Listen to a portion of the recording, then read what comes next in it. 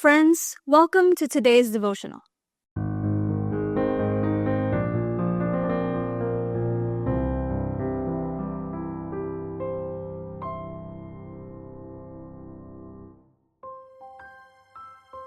Our Bible verse today is found in Job 1 verse 21. The Lord gave and the Lord has taken away. Blessed be the name of the Lord. Satan was sure that the only reason Job was serving God was because of God's protection and blessing. God saw it fit to give Satan permission to try to prove his point. He hurried from the presence of the Lord and destroyed all of Job's property. Job misunderstood. He thought it was God who had taken away everything that he had had. But in spite of his misunderstanding, he still maintained his trust in God.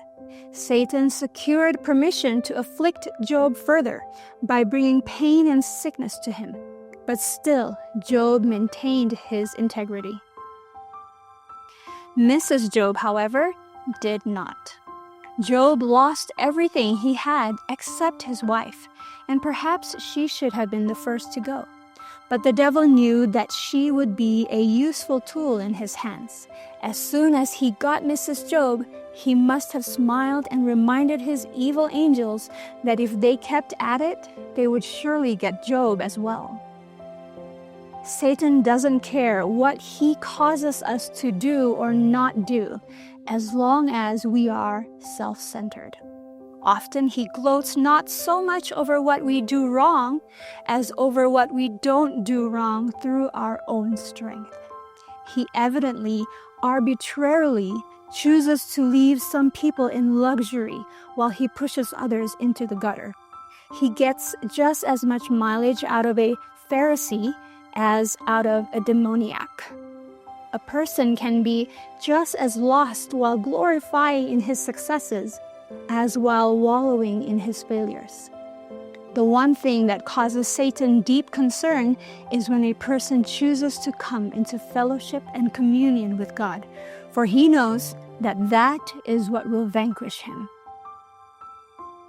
When a person becomes interested in knowing God, Satan shakes his fist at God and makes the same charge he did with Job. Sometimes the Lord sees fit to allow him to try us, to prove whether or not our seeking him is prompted by selfish motives, or whether we will love and trust God regardless of circumstances.